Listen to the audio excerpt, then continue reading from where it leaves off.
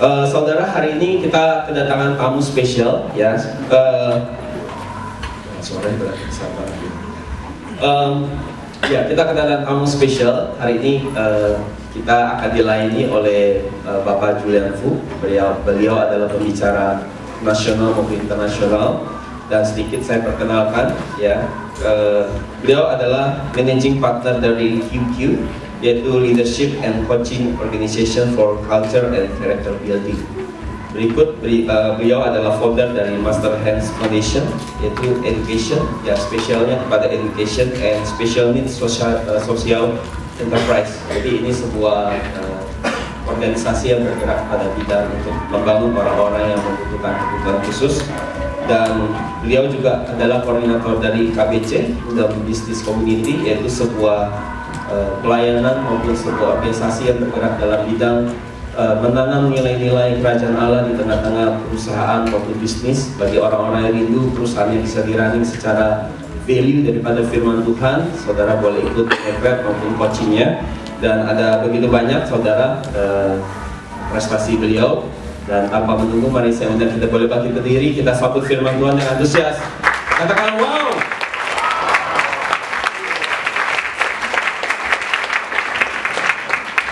Terima kasih, silakan duduk.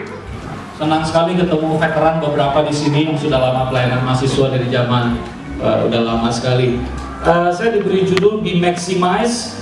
Tadi Anda sudah lihat judulnya. Saya tidak sendirian, karena kalau hari ini Anda mendapatkan tema ini, harapan kami lewat ibadah, Bapak Ibu teman-teman terinspirasi. Karena banyak orang pulang dari hari Minggu ditanya lagi minggu depan, ingat apa? Lupa banyaknya ya. Saya berharap hari ini Anda tidak lupa karena ada kisah nyatanya. Saya membawa satu pasang keluarga yang beberapa tahun terakhir ini mereka membekas kisah hidup mereka di hati saya, dan saya ingin terus membawa dan memperkenalkan mereka kepada lebih banyak orang. Keluarga ini namanya, pasangannya adalah Bapak Wirya dan Ibu Rahel. Yang menarik, Ibu Rahel dia sejak usia muda terkena penyakit RP, retinitis pigmentosa. Nanti ada Google aja kalau nggak tahu ya. Itu intinya membuat dia akhirnya buta, dan tapi dia tetap berjuang sampai lulus S1 di Atmajaya, dan hampir dibuang dari sekolahnya waktu SMA karena takut nanti dia cerita sekolahnya malu kalau dapat lulusan terendah nilainya. Orang tuanya berjuang luar biasa, dia kerja, ditolak di mana-mana, akhirnya Tuhan buka jalan, diterima di satu perusahaan cukup besar, Mulia Group, dan harus travel dari Serpong Cikarang naik bus setiap hari selama bertahun-tahun. Dan perjuangannya membuat dia bisa naik ke level staff HRD. Anda akan lihat bagaimana behind the scene, kisah di belakang layar, bagaimana Tuhan berkarya membuat seorang pribadi Rahel bisa menjadi maksimal dalam keterbatasannya. Kalau nggak keberatan, seperti Anda menyambut saya tadi, kita beri tepuk tangan juga Rahel dan Wirya. Ya, boleh berdiri, Rahel, Wirya, mereka dari depan. Terima kasih, silakan duduk, sambil hangatnya. Rahel baru meluncurkan buku beberapa bulan lalu, kemarin di Kick Andy. Mereka pakai jadi hadiah, Aku Buta Tetapi Aku Melihat. Jadi nanti sebentar akan ada bukunya. Pastikan Anda memberikan dukungan, karena orang-orang seperti ini mereka berjuang untuk memuliakan nama Tuhan juga. Ada CD yang kalau Anda beruntung nanti Rahel akan nyanyikan ya. Kata dia kemarin habis flu katanya, kemungkinan nggak bisa nyanyi. Nggak apa-apa, saya bilang di sini telinganya udah difilter Tuhan, jeleknya jelek, semuanya stereo. Setiap kali saya ingat kata maksimal, saya ingat penelitian seorang profesor tentang tanaman. Bagaimana dia bercerita, dia menanam dua buah benih, dua buah tanaman. Lama-lama yang satu yang sebelah kiri Anda, dia kasih air cukup. Yang sebelah kanan dikasih airnya terbatas, airnya minim. Beberapa waktu kemudian dia buka akarnya, dia cabut, dia kaget sekali. Yang dikasih air cukup, nyabutnya tuh gampang. Kenapa? Karena airnya cukup, akarnya dia terus ke bawah gampang. Dia tidak berjuang. Ketika dia mau cabut yang sebelah kanan, dia kaget, kok sulit sekali. Karena waktu dia cabut agak sulit, dia bongkar akarnya, dia kaget. Benih yang sama, mestinya harusnya tumbuhnya kurang lebih sama. Tetapi yang ini sebelah kanan, karena dia kasih airnya dikit, susah dapat air, akarnya cari terobos ke kanan, terobos ke bawah, terobos ke kiri, nggak bisa terobos ke atas ya, melawan hukum gravitasi. Nanti kita kaget akar tumbuh dari bawah ke atas ya. Tetapi waktu dia melakukan penelitian ini, dia menuliskan kesimpulan yang menarik sekali sebagai life lesson, pembelajaran kehidupan. Semua hidup yang ada tantangan, yang ada tekanan, akarnya jauh lebih kuat. Jadi kalau kita mau maksimal, sederhana, kita mesti punya paradigma ini. Tekanan mulai sekarang ganti kosakata. No more problem in my life, there is only challenge. Kalau kita buang kata problem, kita ganti kata challenge, kemenangan kita udah 50%. Ketika Anda pulang rumah, istrimu tanya, "Papa di mana kantor? Gimana kantor sekarang?" "Aduh, banyak problem." Semangat udah patah 50%. Anda ditanya oleh istrimu, "Bagaimana kantor?" "Luar biasa, Ma. Banyak tantangan yang menarik." Wow, Tuhan bisa dinyatakan kemuliaannya. Anda sudah menang 50%. Life is about mindset. Pola pikir kita seringkali membuat kita patah. Pola pikir yang sama juga bisa menolong kita merubah diri kita lebih maksimal. Tekanan sama dengan, kita baca sama-sama di depan itu, sama dengan apa? Tantangan sama dengan kesempatan untuk bagaimana mau jadi maksimal. Saya teringat dua tanaman ini. Semakin banyak tekanan, semakin banyak tantangan, semakin banyak ruang untuk menjadi lebih maksimal. Tanyalah kepada orang kreatif entrepreneur. Semua mereka akan berkata, justru di tengah tantangan kreativitas mereka keluar. Bisnismen yang bisnisnya hanya pakai suap, memenangkan tender, lama-lama kagak kreatif, mati kreativitasnya. Anda nggak pernah akan pakai ilmu approaching people, teknik mendekati manusia, tidak akan perlu pakai doa, tidak perlu pakai teknik marketing. Kenapa? Gampang, Pak. Suap aja dapat kok proyeknya. Semua jemaat di TCC ini Anda bekerja gede karena suap, gak ada yang perlu dibanggakan. Dan ingat, kalau Tuhan berkati, jangan bilang Tuhan berkati. Bilang aja Tuhan kasih kekayaan, gak usah bilang berkat Tuhan. Karena Tuhan bukan kepala penyambut, dia gak akan berkati cara yang tidak benar. Ya. Jadi kalau Anda kaya, bilang aja aku kaya memang karena dikasih kesempatan sama Tuhan. Gak usah bilang Tuhan berkati kalau caranya salah. Kenapa? Gereja harusnya jadi contoh. Mesti radikal dong. Jangan kaya karena cara yang gak benar kita bilang berkat Tuhan, memalukan seisi sorga. Ya. Tetapi kita lihat sekarang, kalau mau jadi maksimal, apa yang kita mesti pelajari? Saya akan bagi dalam 3 segmen. Mengapa maksimal itu penting? Mau maksimal di area apa saja? Dan bagaimana cara menjadi maksimal? Nanti bagaimana caranya, Rahel akan bersaksi kepada kita. Ya, saya akan memberikan Anda beberapa pandangan supaya kita dikuatkan. Tuhan punya maksud setiap kita ada di dunia ini jadi maksimal. Kita lihat yang pertama, itu bicara soal panggilan Tuhan. Kenapa saya perlu maksimal? Sederhana, very simple, it's a calling. Mazmur pasal 139, kalau Anda punya catatan boleh catat, ayat 13 sampai 14 kita baca bareng yuk. 2-3. Sebab Engkaulah yang membentuk buah pinggangku, yang kata kuncinya menarik berikutnya apa? Menenun aku dalam kandungan ibuku. Tidak mungkin Tuhan salah menenun, selalu ada rencana Tuhan. Seorang Rahel bisa komplain, Tuhan waktu nenun mungkin lagi sambil baca korannya, mataku nggak ditenun dengan sempurna. Ya, jangan lupa, kita banyak sekali ketemu orang terbatas, matanya nggak bisa lihat, tapi mata imannya tajam sekali. Kita manusia mungkin mata kita jernih Pak, tapi mata iman kita kabur. Anda pilih mana? Mata fisiknya redup, tapi mata imannya jernih? Atau mata fisiknya jernih tapi mata imannya redup? Nah, itu dua-duanya luar biasa ya. Yang jawab Rahel lagi, kalah Anda sama Rahel ya. Maunya mata fisik jernih, mata iman juga jernih. Itu pilihan paling maksimal. Tapi kalau Tuhan kasihnya matanya fisiknya masih kurang, ya tetap aja bisa bersyukur kok. Kenapa? Hidup itu kan pilihan. Ya kan? Kalau Anda memilih untuk meratapi nasib, ya itulah nasibmu. Kalau Anda pilih untuk mensyukuri, panggilan Tuhan tidak pernah salah ditenun, bukan secara fisik. Langit dan bumi akan berlalu, kata firman. Fisik kita akan hancur juga kalau kita meninggal nanti. Tapi firman Tuhan kekal selama-lamanya, panggilan Tuhan tidak pernah akan bisa dikuburkan. Para pahlawan kita yang berjuang, Anda yang kuliah di luar negeri, tolong jangan lupa baca kisah pahlawan. Udah nggak tahu lagi Cut Nyahdin, ya, taunya Junjuk, ya. Ditanya siapa pahlawan nasional, nggak tahu. Jalan Sudirman itu kenapa, dari mana asalnya, nggak tahu, ya. Patung Sudirman kok ada di sana. Anda kalau tinggal di Indonesia, malu nggak belajar sejarah Indonesia? Bertobat. Bangsa yang besar adalah bangsa yang menghargai sejarah para pahlawannya. Ya, waktu saya lihat ini, Tuhan tidak pernah salah menenun masa lalu. Pahlawan-pahlawan kita mungkin mereka meninggal sebelum kemerdekaan, betul? Tapi panggilannya nggak bisa dibunuh. Dia boleh mati secara fisik, tapi mimpi untuk merdeka tetap jalan. Be maximal because we have a calling from God. Jadilah maksimal karena Tuhan punya panggilan buat kita. Saya teringat dengan teman saya kirim saya satu artikel, dia kasih saya lihat sebuah pensil, pisau dan handphone. Coba Anda lihat di situ. Pensil itu gunanya untuk apa Bapak Ibu? Langsung jawab. Tulis. Boleh nggak saya buat untuk colok mata? Saya waktu sekolah di zaman SMP, teman saya masuk penjara gara-gara nusuk orang pakai pensil, Pak. Berantem ditusuk pakai pensil, disuruh dulu sama dia. Itu memang preman kelas ekonomis, ya. Dia nggak mau beli pisau, dia pakai pensil. Tetap masuk penjara karena dua-duanya bocor, ya. Boleh dipakai untuk nusuk, tapi tidak sesuai dengan fitrah atau tujuan asli utama dia diciptakan, nggak cocok.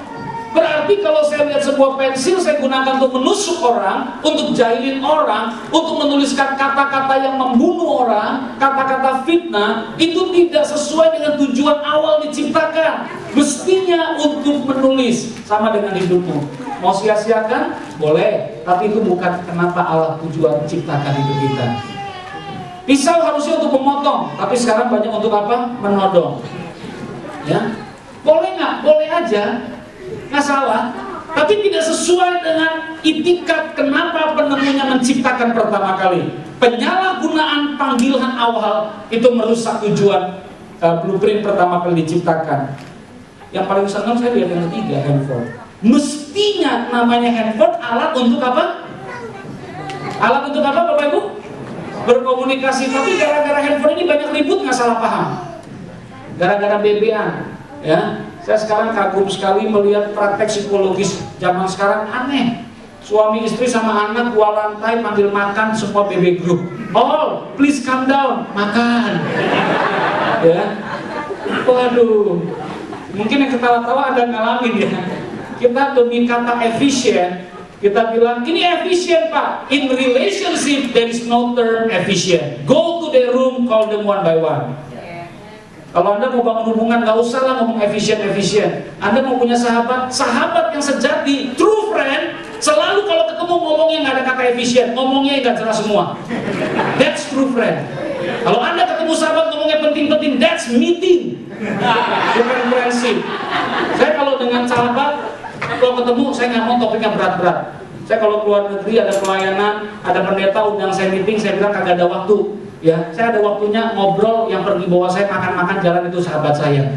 Kenapa? Ya udah kebanyakan meeting di kantor. Mana aja pelayanan juga meeting terus. Makanya ada yang pelayanan di TCC ini, saya mau tantang Anda, before you build the ministry, build the relationship. Dan kalau Anda bangun relationship, kuat sekali. Kedepannya tantangan seberapa besar apapun enteng jalannya. Jangan seperti saya dulu salah. Bangunin pelayanannya dulu, relationship-nya gak kuat, akhirnya pelayanannya bertumbuh, salah paham banyak, tiap kali retret pemulihan. Malaikat juga bosan lihat agendanya apa, rekonsiliasi, basuh kaki, basuh muka, aduh semuanya dibasuh. Kayaknya gak efisien banget pakai uang rakyat, lagi retret cuma buat maaf-maafan. Itu namanya pelayanan tidak efisien. Kenapa saya jadi ngomong itu ya? Yang kedua, perlu maksimal karena ada life challenge. Setiap kita punya tantangan kehidupan. Tuhan dengan sengaja menciptakan life challenge karena Kisah Rasul 13 ayat 36 menantang kita, sebab Daud melakukan kehendak Allah pada apa? Zamannya. Every generation has their own challenge. Berapapun usiamu, apapun latar belakangmu, sosial ekonomi seperti apapun, terima dengan rasa syukur. God, if you put me in this situation, kalau Tuhan izinkan saya di situasi ini, pasti ada kesempatan untuk menjadi maksimal. Kita nggak perlu membanding-bandingkan diri kita dengan orang lain. Satu kali saya ketemu dengan Ivan Ali, kami undang dia di salah satu retret bisnis kita di KBC. Saya terkesan sekali dengan Ibu Ivan Ali ini. Kenapa? Karena dia kalau Anda lihat, waduh, track record juaranya banyak banget ya. Ini kalau bisa dimunculkan, ini gak usah dibaca semua. Tapi beliau adalah salah satu, waktu dia cerita, saya anggapnya kakak rohani yang luar biasa. Dia cerita, dia begitu miskinnya, mamanya begitu miskin yang mau pindah rumah dan beli perabot aja nggak bisa. Sehingga waktu dia punya kesempatan berjuang untuk menjadi seorang pebulu tangkis, dia selalu kasih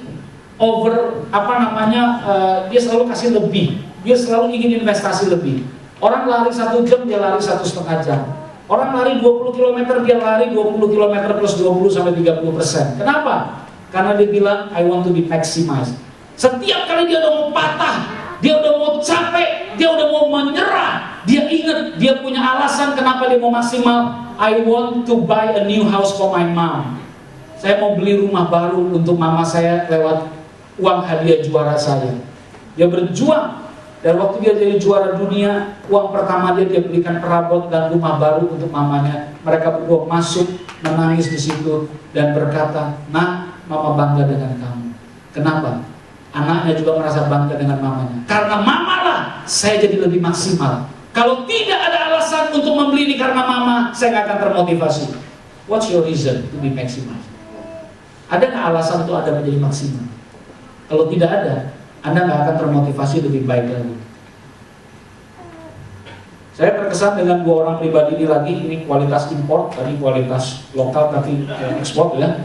Anda kalau lihat di penjara ini, profil muka siapa ini? Nelson Mandela. Dia adalah maximized man. Ada yang tahu, bisa tebak berapa tahun dia di penjara demi sebuah mimpi, demi sebuah panggilan, demi sebuah visi? Yang bisa tebak benar, Anda dapat hadiah nanti foto sama Pak Surdi di pinggir kolam. Ada yang mau, katanya sedih banget ya. Berapa tahun? 27 years. Dia di penjara, tempatnya kecil, sangat jelek sekali. Tapi saya kagum, ada orang di penjara 27 tahun, mereka menganggap ini challenge. Dia menganggap ini tantangan untuk membuat aku semakin berakar kuat, ke kiri, ke kanan. Ketika dia keluar, dia jadi presiden yang sangat disegani musuhnya, sangat dihormati temannya. Dia adalah Nelson Mandela. Dia menjadikan life challenge-nya, kesempatan to be maximized. Langkah pertama di kantornya waktu dia masuk, dia bikin rekonsiliasi. Orang kulit putih takut, mereka resign. Dia bilang, no need to resign. Saya akan perlakukan kalian sama dengan kulit hitam. Mereka takut dia balas dendam. Malah anak buahnya yang marah. Kalau Anda belum pernah dengar kisahnya, belilah DVD asli Invictus, jangan bajakan. Ya, itu berkisah tentang Nelson Mandela dengan perjuangannya.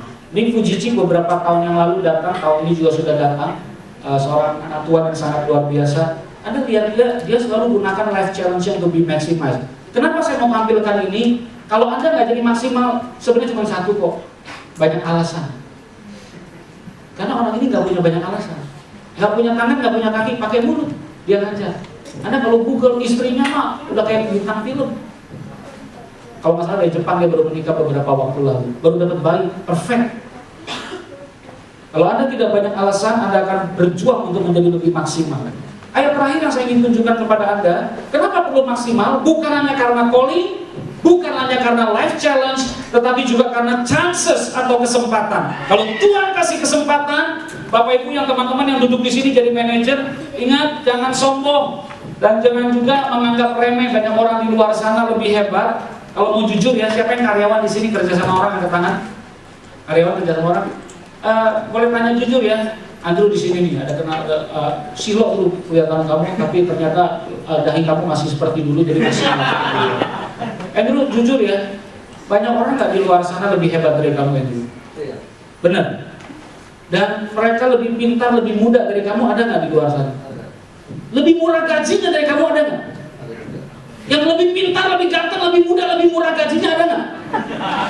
Udah mulai mikir dia. Ada nggak dulu? Ada. Kalau gitu, apa bedanya kamu dengan mereka di luar sana? Kenapa bos kamu nggak pilih mereka lebih muda, lebih ganteng, lebih pintar, lebih murah gajinya?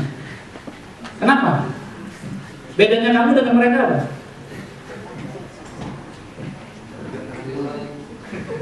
Panggilan, tantangan. Jawabannya sebenarnya, oh because of God, very spiritual. Ya. Wow, lulus CG ya. Bedanya kesempatan, betul nggak? Mereka lebih pintar, lebih muda, lebih hebat, lebih murah gajinya. Kenapa nggak bisa kerja di posisi kamu? Different chance. Ketika Tuhan memberi kita kesempatan, jadilah maksimal di situ. Karena banyak orang tidak mendapat kesempatan yang sama. Hargai. Jangan komplain dulu. Saya bisa tahu masa depan Anda dari cara absen Anda kok. Kalau Anda yang absen. Orang kalau absen di pintu aja, mukanya udah ketekuk, udah kayak papaya busuk setiap masuk, itu madesu masa depan suram. Tapi kalau Anda masuk kerja masih antusias, masih sukacita, itu tandanya masa depan cerah. Karena banyak orang masuk kerja pertama kali happy, udah 5 tahun mukanya udah beda. Penuh dengan penderitaan hidup. Masuk bosnya disalahin, anak buah disalahin, klien disalahin, kalau perlu Tuhan disalahin. Kita nggak pernah di-maximize. Kita nggak pernah anggap tanaman itu ketika banyak tekanan, justru itulah saya bisa lebih maximize. Itu adalah bicara soal kesempatan. Efesus 2 ayat 10, karena kita dibuatan Allah, made in God, diciptakan dalam Kristus Yesus untuk melakukan pekerjaan baik yang di-prepare, sudah disiapkan Allah sebelumnya. Ia mau supaya Anda hidup di dalamnya. Anda yang hidupnya asal-asalan di dalam rencana Tuhan. Betapa pemborosan terjadi di kerajaan surga melahirkan potensi orang seperti kita. Minggu lalu Ahok diwawancara di Mata Najwa. Anda kalau belum lihat ini, Google di YouTube Mata Najwa Ahok perisai anti korupsi. You must see this interview. Dia bercerita tentang kenapa saya sebenarnya nggak perlu terima Bung Hatta Anti Corruption Award. Saya malu, dia bilang. Mestinya nggak perlu kok diterima kayak gitu. Kenapa? Semua pejabat yang disumpah sudah seharusnya anti korupsi. Kenapa pakai penghargaan segala? Aneh, dia bilang. Tapi karena justru minimnya keteladanan, oke lah saya terima. Sebagai showcase, dia bilang, saya bisa ada di situ. Tapi selama saya masih ada kesempatan, bedanya dengan orang lain nggak bisa jadi pejabat, nggak disumpah seperti saya. Saya disumpah anti korupsi. Saya akan pergunakan my chance untuk di-maximize menjadi pejabat publik. Dia mengatakan hal yang sama waktu kami diundang di Balai Kota makan siang dengan teman-teman, dengan Pak Ahok. Kita tanya, ada topik doa nggak Pak Ahok yang mau didoakan? Doakan satu aja. Itu yang diceritakan di interview ini juga. Doakan saya supaya saya nggak takut mati. Begitu saya ada sedikit perasaan takut mati, program saya nggak jalan. Begitu ada pemimpin cari tempat aman, secure, Anda nggak berani ambil resiko, nggak akan jalan prinsip dan program yang benar yang Tuhan percayakan. Setiap kali saya ingat di-maximize, saya ingat 2 tanaman itu. Tantangan, tekanan adalah kesempatan untuk berakar lebih kuat dalam Tuhan, dalam kebenarannya. Pertanyaan berikut, setelah kita tahu mengapa kita perlu di-maximize selain itu panggilan, selain itu adalah Tuhan kasih kesempatan unik buat setiap orang. Saya lahir di keluarga yang unik, Rahel lahir di keluarga yang unik. Be maximized, don't complain. Ada seorang teman saya di Singapura ngarang buku, dia pembicara dari Inggris, dia bicara di Singapura, bukunya bagus, Sumo, Shut Up and Move On. Ya. Dan jangan banyak komplain, move on aja lah, Sumo. Saya senang sekali, itu menantang kita untuk di-maximize. Dan yang ketiga, kalau Tuhan kasih kesempatan Anda jadi pemimpin, di-maximize. Ya. Yang kedua, area mana yang perlu dimaksimalkan? Saya hanya beri 4 grafik ini dan saya akan masuk ke segmen penutup ketiga. Ya. Di segmen ini, Anda perlu lihat di kotak mana yang Anda perlu maksimal. Peran dan tanggung jawab, role and responsibility mana di dalam panggilan kita, di dalam kemaksimalan hidup yang Tuhan minta. Area mana yang kita perlu maksimal? Semua kita perlu berjuang masing-masing, semuanya jadi lebih sehat. Mungkin bicara soal pribadi, ya. Mungkin bicara about your family, ya. Satu kali saya masih ingat di kampus saya waktu saya masih kuliah, ada seorang 2 anak muda datang sama saya pada waktu yang kurang lebih dekat dalam 1 minggu. Yang satu datang karena saya bina anak-anak muda, Kak Julian, dia bilang, doakan saya lagi stres. Kenapa? Papa mama mau cerai. Itu padahal mau ujian mid semester. Saya bilang, apa yang mau didoakan?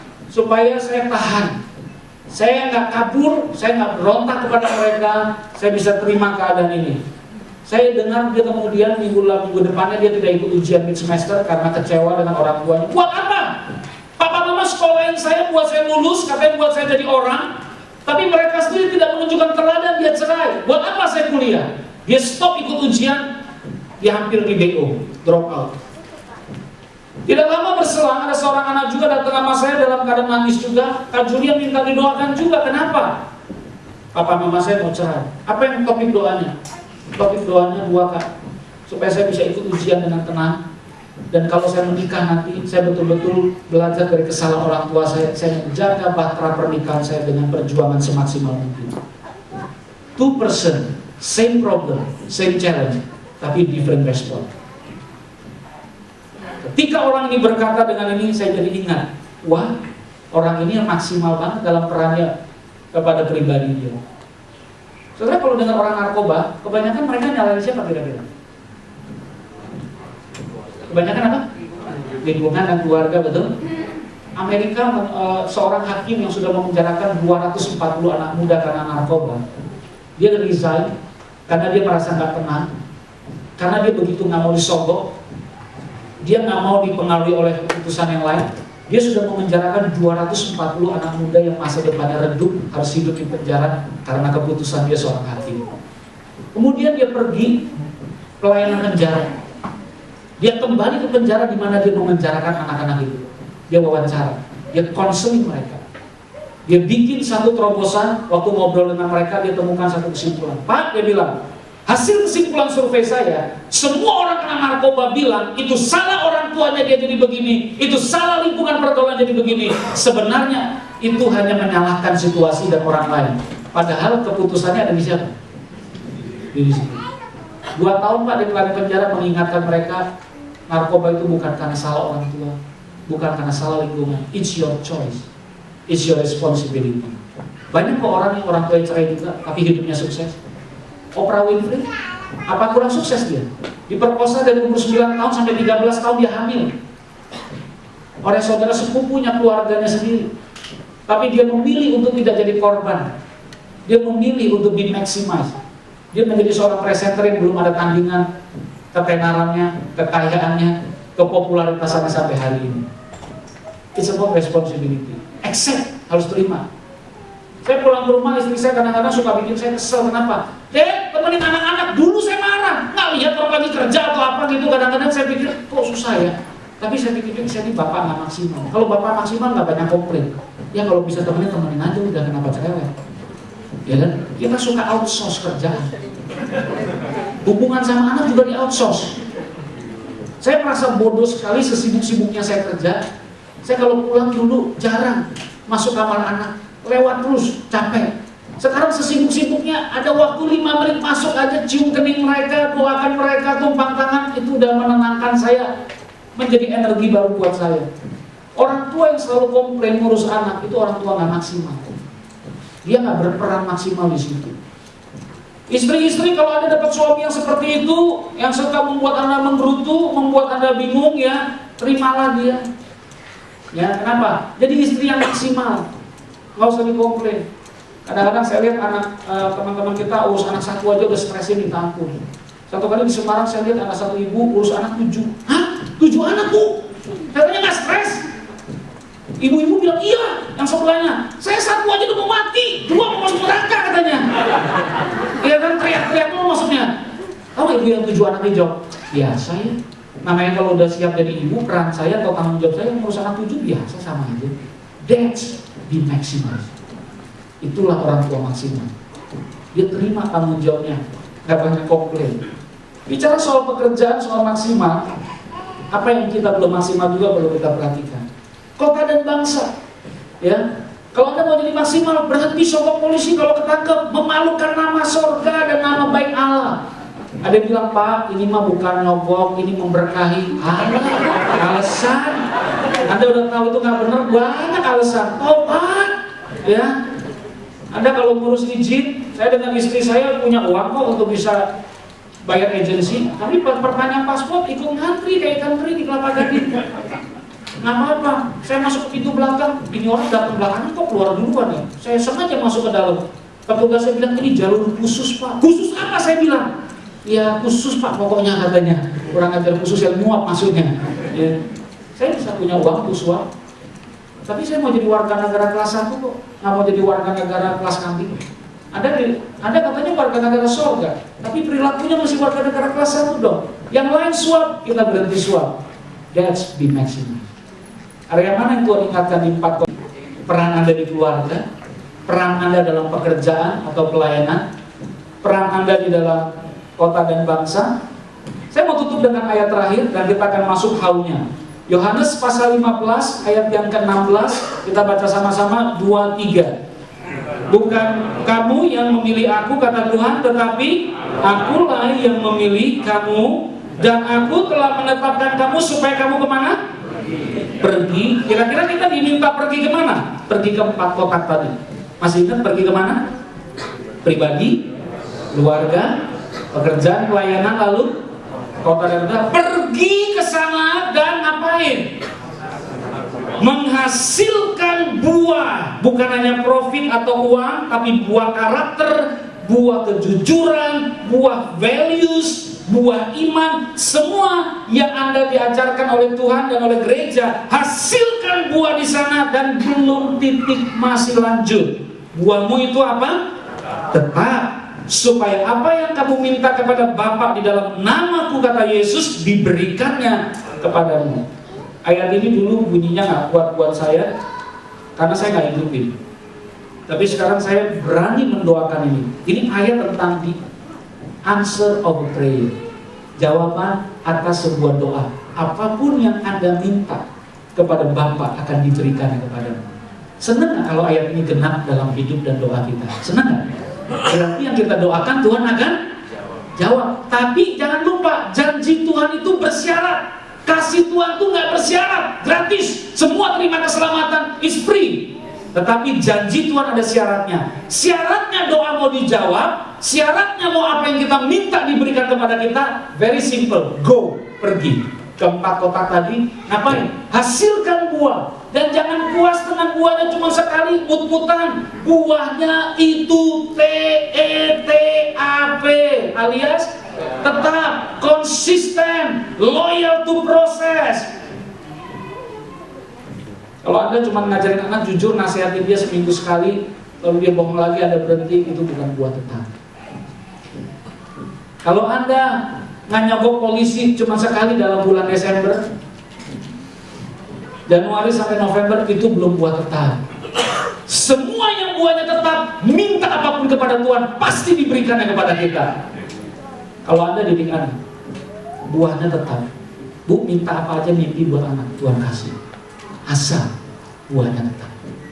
Soalnya di kantor mau minta berkat dari Tuhan nggak salah. Bikin nggak buah yang tetap. Ajarkan nggak pada anak buahmu nilai-nilai. Proses pemuridannya jalan nggak? Ketika buahnya tetap, minta apapun kepada Bapa, diberikannya kepadamu. Saya mau tutup di segmen ketiga dengan how-nya. Bagaimana cara menjadi maksimal. Ingat tadi why-nya, kenapa perlu maksimal? Karena ada C yang pertama apa? Calling. Yang kedua apa? Karena ada life challenge, betul? Yang ketiga karena ada chance, kesempatan. Jadilah maksimal. Area mana kita perlu maksimal di 4 kotak? Masih ingat nggak kotaknya apa aja? Pribadi, keluarga, pekerjaan, kota dan bangsa. Yang terakhir kita akan lihat tips sederhananya. Ini nggak ada di buku, ini pelajaran kehidupan. Satu, menjadi maksimal itu pertama lewat pola pikir, new mindset. Yang kedua lewat new habit, kebiasaan baru. Very simple. Pulang punya pola pikir baru untuk maksimal, pulang punya kebiasaan baru untuk maksimal. Ya, sesibuk-sibuknya kita di tempat kerja, jangan hanya ketemu karyawan di meeting saja, punya hubungan informal dengan mereka. That's new mindset. Saya satu kali ke pabrik teman saya, ada banner gede banget di pabriknya di Bandung, menjadi maksimal adalah kegemaranku. Ini yang saya mau tawarkan kepada teman-teman. Maximize itu jangan jadikan tekanan, aduh ikut Tuhan suruh maksimal kayaknya stres banget, ya enggak. Menjadi maksimal itu harus jadi kegemaranmu, harus jadi kesukaanmu. Bukankah kita nyanyi lagu mau menyenangkanmu, itu lagunya gimana? Lupa tuh. Mau gimana lagunya? Yang refnya menyenangkanmu, sampai lupa, senangkanmu. Lalu apa lagi? Hanya itu kerinduanku, dusta. Ya kalau kerinduanmu ya tiap hari itu mesti jadi kegemaran dong. Be maximize. Yang bisa bikin Tuhan tersenyum kalau Anda maksimal, Tuhan tidak merasa rugi menitipkan benih kelahiranmu di bumi ini. Menyenangkanmu, senangkanmu, hanya itu kerinduanku. Menjadi maksimal adalah kegemaranku. Saya mau kasih contoh sekretaris. Ada manajer punya sekretaris. Coba kita lihat arti profesional. Kalau seorang sekretaris, dia datang selalu on time, deadline selalu oke, surat menyurat rapi, image dijaga bagus, penampilan oke, ramah, gak ada konflik, administrasi oke. Bagus gak punya sekretaris kayak gini? Happy gak? Lalu satu kali baru 6 bulan kerja dia datang minta naik gaji. Pak Surdi minta naik gaji dong Pak. Anda kasih naik? Kasih naik gak? Jujur, kasih naik gak? Anda orang kerja baik-baik, saya nggak yakin di kantor kayaknya nggak begitu kelakuannya. Ya. Kalau saya sih nggak kasih naik loh Pak. Kenapa? Masa saya minta naik gaji karena alasannya ini? Ya kewajiban. Datang on time tuh yang minimal. Pakai rapi, ya minimal. Sekretaris pakai cuman camping. Administrasi dan scheduling rapi Pak. Dia memang kewajiban dia. Jadi kalau ada orang tidak melakukan ini, sekretaris datangnya selalu setengah jam lebih terlambat dari bos, masa depannya suram. Ya, mending ada masa depan, mungkin udah dipecat duluan kali. Ya, ini semua ternyata bukan alasan dia harusnya minta naik gaji. Namanya ini baru melakukan job description. Justru kalau kurang dari ini, dia nggak maksimal.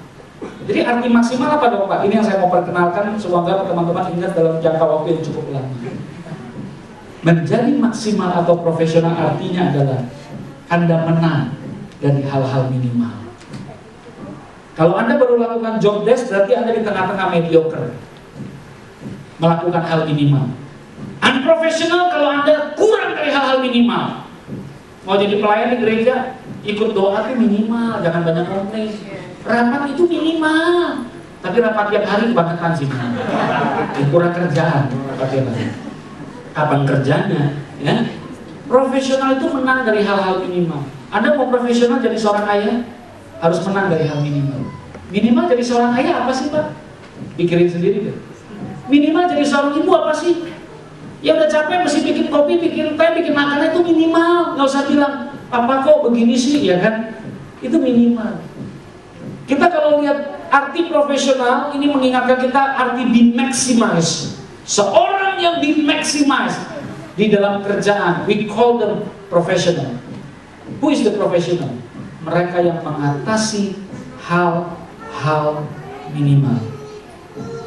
Saya nyiapin khotbah seperti ini udah pekerjaan rutin, biasa. Tapi kalau saya anggap enteng, saya nggak profesional. Harus review lagi. Cari lagi ide baru, pembukaannya apa? Ayatnya ada lagi nggak yang kuat? Ada nggak yang Tuhan mau sampaikan kepada Anda? Tadi saya nggak planning bicara suap, tapi Tuhan kasih contoh suap, saya ngomongin. Kenapa? Karena mau jadi lebih maksimal. Berarti mesti menang dari hal-hal minimal. Hal minimalnya apa?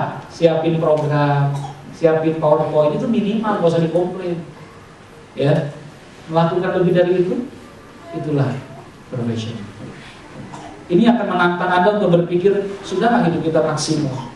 Harus tahu, minimal saya mesti ngapain di peran saya, di keluarga, di kantor, di pelayanan, di kota dan bangsa. Ketika yang minimal itu saya bisa plus di atasnya, wow, kita be maximize. Yang terakhir, mau jadi be maximize harus punya bukan hanya mindset baru, harus punya habit baru. Ini yang saya akan minta rekan saya Rahel bercerita. Pola pikir dan habit baru apa yang menolong dia bisa jadi lebih maksimal. Ya, saya mau titipkan sebelum saya undang Rahel ke depan, ada satu CEO yang bikin satu speech terpendek, mungkin beberapa di antara sudah pernah tahu, the shortest CEO speech in the world. Orang nomor satu di Coca-Cola, Brian Dyson, dia bilang begini, waktu dia diundang maju ke depan kasih speech sambutan, dia cuma ngomong 30 detik. Work and run your business efficiently during office hours. Bekerjalah atau jalankan bisnismu dengan efisien selama jam kerja, and leave on time. ulanglah tepat waktu. Jangan-jangan yang dengar bos ngomong gini sama karyawannya. Kita kalau ada karyawan pulang tepat waktu, muka kita langsung kayak anak dasar kurang pengabdian. Ya kan? Kalau bos cerita gitu, give the required time to your family, friends, and have a proper rest. Thank you. Wah, semua standing applause. Belum pernah ada orang bisa berbicara seperti itu. Dia ingin ingatkan Anda, semua butuh waktu. Mau jadi maksimal semua butuh waktu. Bohong mau sehat kalau nggak punya waktu diinvestasikan di sana. Bohong kalau mau keluarga harmonis, you have no quality time.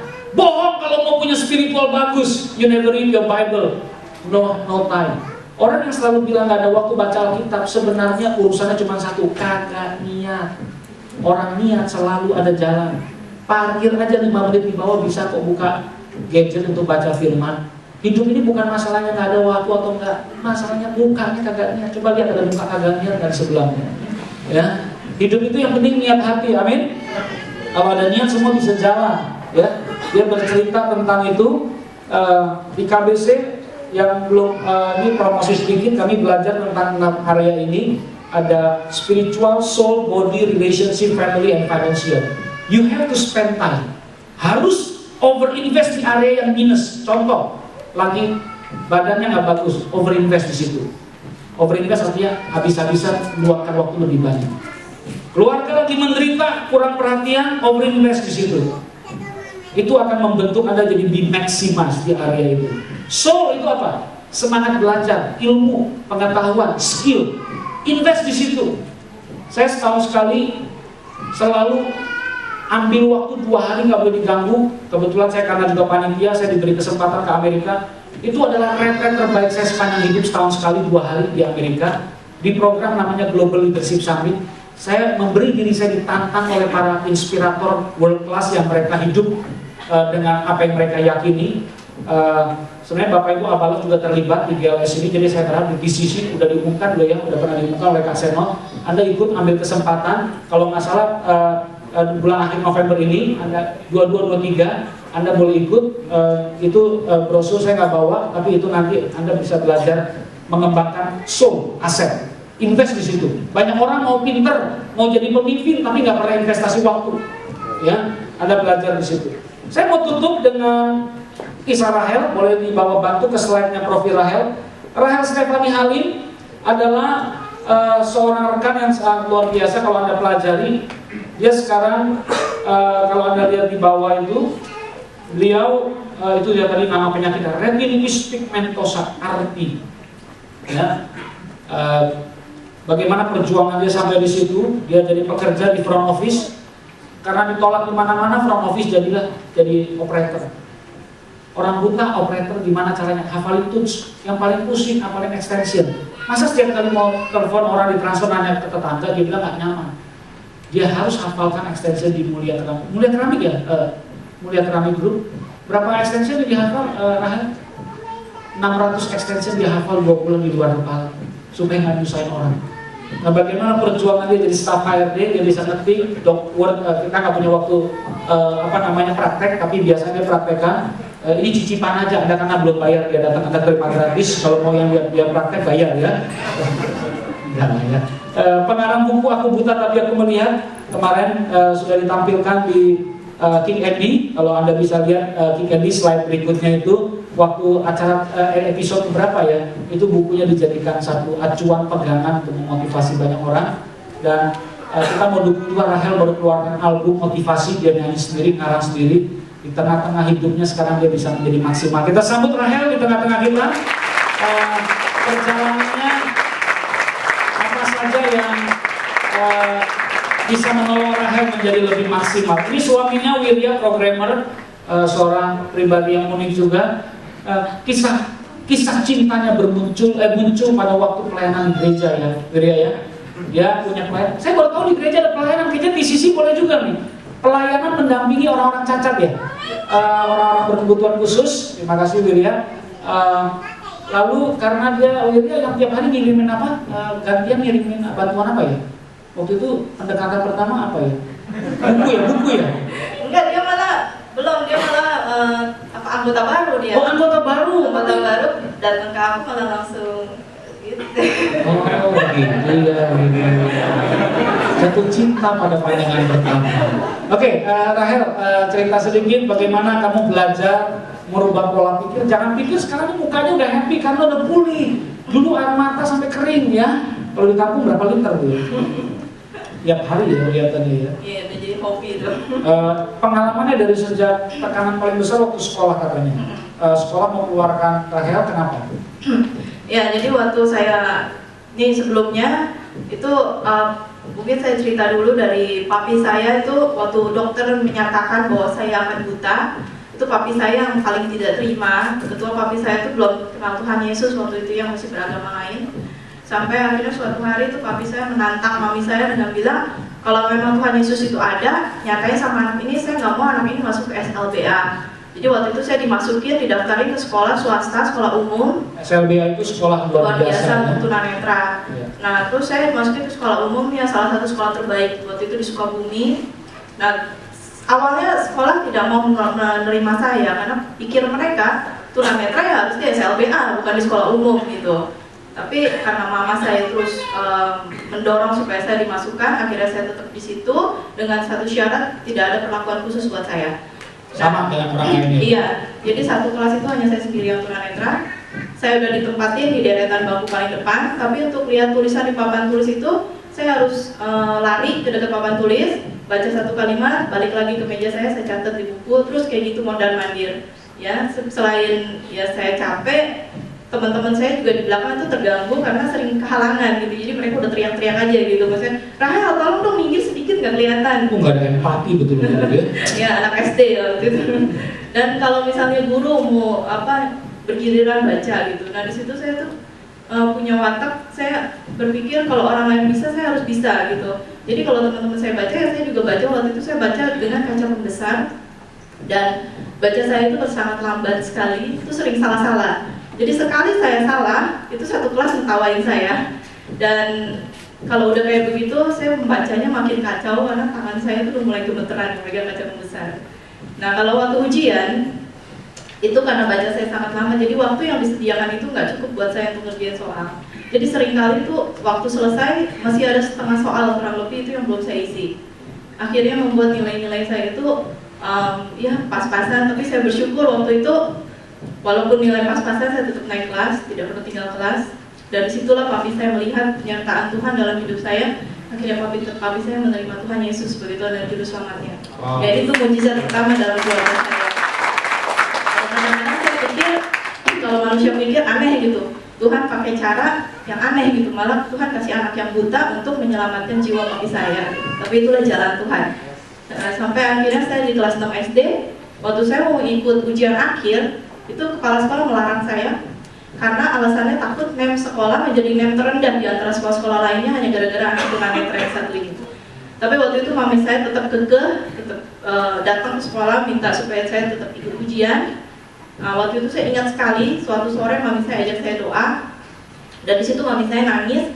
Dia cuma bilang supaya Tuhan melembutkan hati kepala sekolah supaya saya boleh ikut ujian. Semenjak itu tiap malam saya doa sendiri di kamar. Saya cuma bilang sama Tuhan, Tuhan izinin saya ikut ujian, seenggaknya saya cuma minta yang rata-rata 6 aja Tuhan, karena itu kan nilai terendah untuk saya bisa lulus. Saya nggak minta yang muluk-muluk, saya cuma minta rata-rata 6 saja.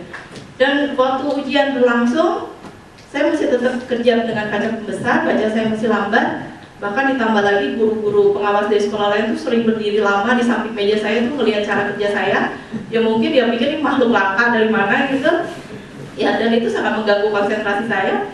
Tapi saya tetap kerja, dan anehnya sebelum waktu selesai itu saya sudah selesai mengerjakan semua soal. Bahkan saya punya waktu untuk mengecek kembali jawaban saya dari soal nomor 1. Dan waktu NEM keluar, ternyata Tuhan nggak dengar doa saya, Tuhan nggak jawab doa saya. Saya cuma minta tadi NEM rata-rata berapa? Cuma minta 6 aja Tuhan, tapi Tuhan ternyata malah memberikan NEM rata-rata 8. Hanya lebih dari yang didoakan. Ya itulah penyertaan Tuhan, dan akhirnya saya terus berjuang untuk masuk ke SMP, ke SMA dengan penglihatan yang semakin lama semakin menurun karena retina pigmentosa itu kalau bisa saya ceritakan itu seperti ada pigmen atau flek-flek hitam di retina saya yang makin lama itu makin menutupi penglihatan sampai suatu hari itu bakal total gitu, totally blind. Nah, setiap saya pindah sekolah itu pasti saya menerima penolakan dari pihak sekolah karena mereka selalu alasannya tidak pernah memiliki pengalaman untuk mengajar murid tunanetra seperti itu. Tapi Tuhan selalu menuntun langkah kami sampai saya lulus SMA dan akhirnya saya pergi ke Jakarta, keluar kota. Saya di situ juga kuliah di Atmajaya, ambil jurusan bimbingan dan konseling. Satu kelas itu juga cuma saya sendiri yang tunanetra. Waktu itu penglihatannya udah hampir total ya? Iya, waktu itu untuk nulis awas itu saya udah nggak bisa. Tapi saya bersyukur waktu itu sebelum saya kuliah, saya udah minta mami saya untuk cariin saya guru SLBA untuk ngajarin saya braille. Jadi saya waktu itu saya udah berpikir, saya udah nggak kuat lagi pakai mata saya, jadi saya harus cari cara bagaimana supaya saya tetap bisa baca tulis. Dan akhirnya saya belajar huruf braille, huruf timbul ya untuk tunanetra. Dan ternyata itu dipakai waktu saya kuliah.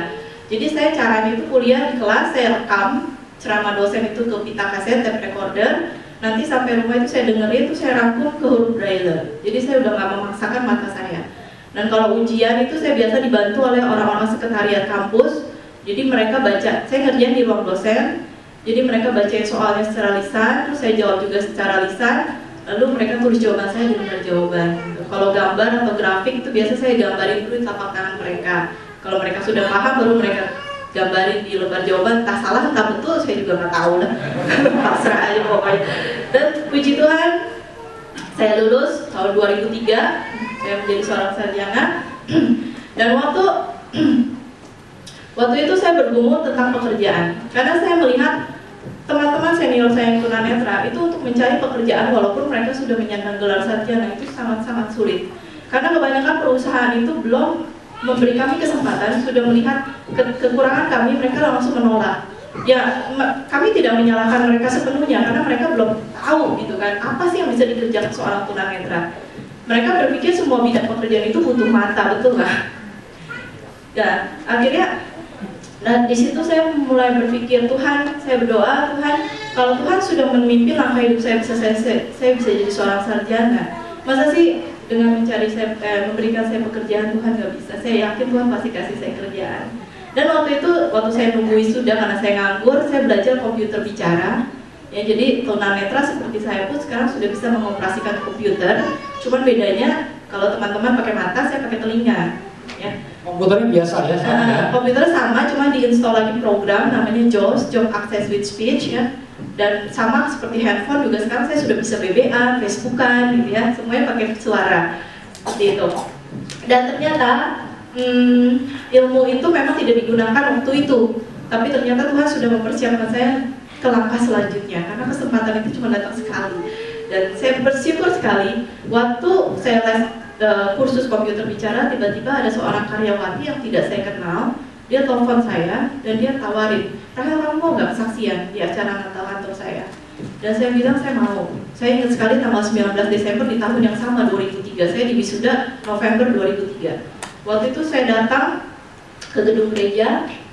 Dan waktu saya masuk ke gedung gereja itu saya udah dengar bisikan. Waktu itu saya dengar bisikan itu jelas sekali bilang, nanti kamu kerja di sini. Tapi waktu itu saya hanya berpikir itu bisikan hati saya sendiri yang memang pengen kerja. Jadi waktu itu saya hanya cuma ngomong lagi sama Tuhan, seandainya saya boleh kerja di sini. Dan menurut susunan acara, saya seharusnya ditaruh di acara paling belakang, acara perayaan. Biasa ya bintang tamu kan taruhnya di ujung gitu supaya nggak pada pulang. Nah, tapi Tuhan punya rencana lain.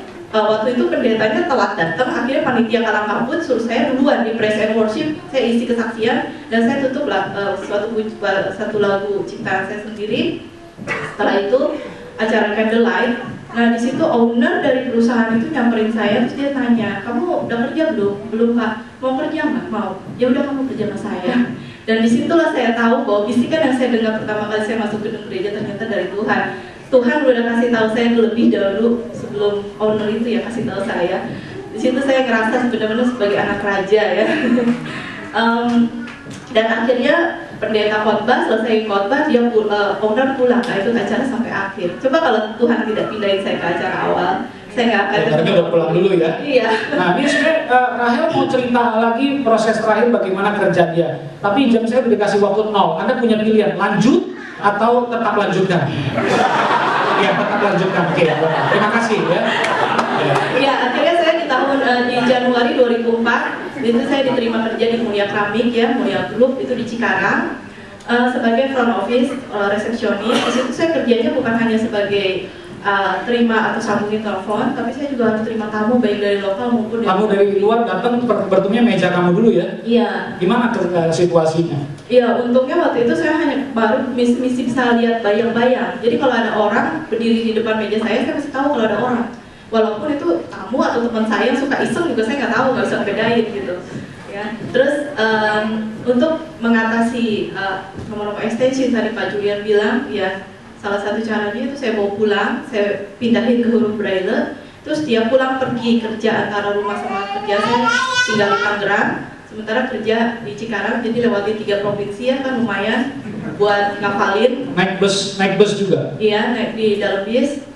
Dan saya ngafalin itu dan kurang lebih 1 bulan atau 2 bulan saya hafal semua. Dan akhirnya di tahun 2007 atasan saya mempromosikan saya untuk ke HRD Training and Recruitment.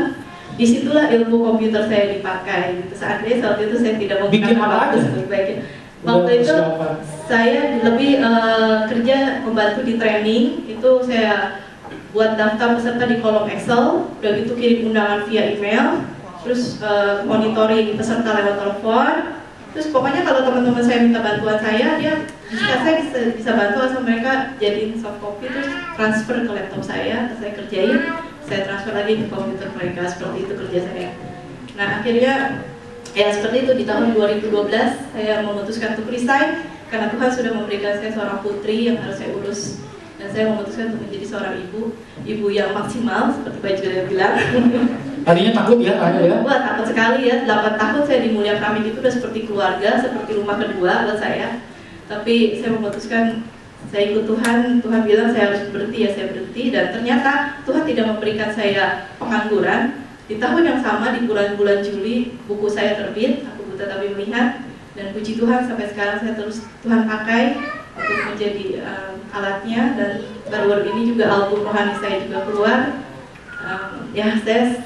Sekarang saya hanya berpikir, walaupun sampai saat ini saya masih seorang tunanetra, dan Tuhan kalau memang Tuhan ingin saya hidup terus sebagai seorang tunanetra, maka saya ingin menjadi seorang tunanetra yang maksimal, khususnya buat Tuhan. Membantu nggak? Ya, terus sekarang nggak pakai membantu. Jadi gimana ngurusnya itu? Ya semua saya kerjain sendiri, dari masak, dari ngepel, nyapu segala macam. Sampai masak bisa masak apa aja kalau tunanetra itu? Awal-awal ini ada menunya apa? Itu kalau masalah masak itu suami saya jadi korban gitu.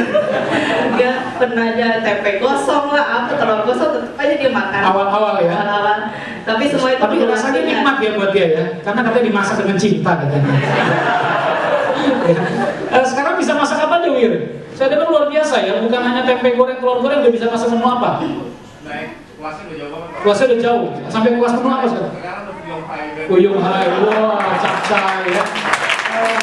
Gimana cara gorengnya, penampakannya, ngelihatnya gimana gitu? Oh itu semuanya pakai peeling dan pakai semuanya sebenarnya kita bisa asal terbiasa gitu aja sih intinya. Walaupun nggak pakai mata, asalkan kita latihan terus, semua pasti bisa gitu. Awalnya sih ya gosong-gosong gitu ya wajar, lama-lama ya kita cari celahnya bagaimana supaya tidak gosong gitu. Tangan udah kena minyak-minyak gitu? Wah itu harus sering Pak, ini aja nih bekas luka baru nih. Ya baru ya. Kena pinggir kuali. Ya. Dan ternyata bisa mengurus anak, membesarkan anak, bisa ikut merapikan rumah tangga walaupun kondisinya banyak orang bilang nggak bisa. Tadi bilang terbiasa bisa ya? Iya. Apalagi yang mau disampaikan pada teman-teman di bagian terakhir ini?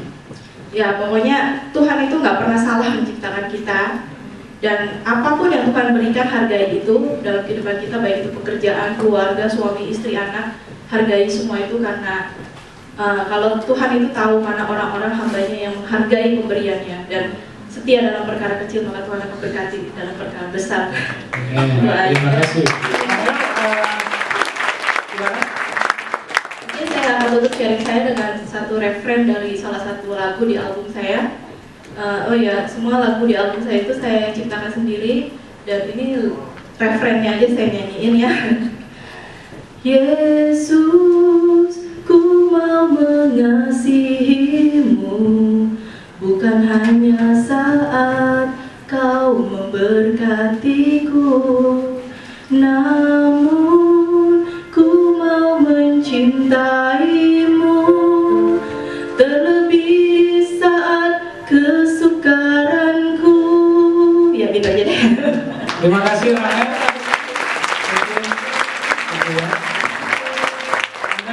Tentang dua tanaman, semakin kurang air, semakin maksimal, semakin akarnya tambah kuat. Rahel menjadi satu kisah kehidupan dari penelitian profesor tadi. Dia punya tantangan gak bisa lihat, tapi itu bikin dia lebih maksimal. Banyak orang punya mata, punya hidung normal, tapi gak bisa menikmati kebahagiaan keluarga. Dia menikmati mengurus anak, gak ada kata susah. Dia menikmati teriakan anaknya, menikmati tangisan anaknya, karena menjadi ibu yang maksimal. Saya berharap Bapak Ibu nanti di depan kalau ada melihat bukunya atau kasetnya, saya bisa melihat kualitas jemaat ini dari cara jumlah buku yang habis atau tidak. Kalau jumlah bukunya habis berarti memang kurang suka baca ya. Kalau habis berarti Anda memang suka baca atau nggak enak untuk belajar suka baca. Dan CD-nya juga. Kalau nggak salah bukunya dijual di Gramedia 38.800 perak, dibulatkan di sini karena nggak ada kembalian 40.000, plus CD-nya 50.000. Kalau Anda mau bulatkan silahkan. Saya nggak promosi tapi informasi ya. Mari kita berdoa. Minggu depan akan diadakan kelas Child Dedication, yaitu tanggal 10 dan 17 November, dan Child Dedication sendiri akan dilakukan di tanggal 24 November. Jadi saudara, kapan waktunya akan dilakukan setelah ibadah, after celebration, saudara bisa kumpul untuk di briefing selama 2 hari ini, tanggal 10 dan 17. Dan berikutnya saudara akan diadakan simfoni ya, 2 minggu akan datang, tanggal 12 minggu depan 12 November di Home Fluid jam 7 malam. Saya mendorong saudara, kalau kita ingin membangun kebangunan rohani, selalu bukan dimulai dari rapat, harus dimulai dari berdoa. Jadi kalau saudara rindu melihat ada kebangunan rohani di tempat ini, saya mengundang saudara, setiap saudara yang tergerak menginvestasikan doa saudara di alam roh, yaitu datang tanggal 12 November di Home Fluid. Dan saudara, mari saya undang saudara bisa balik berdiri. Saudara sudah bawa amplop persembahan.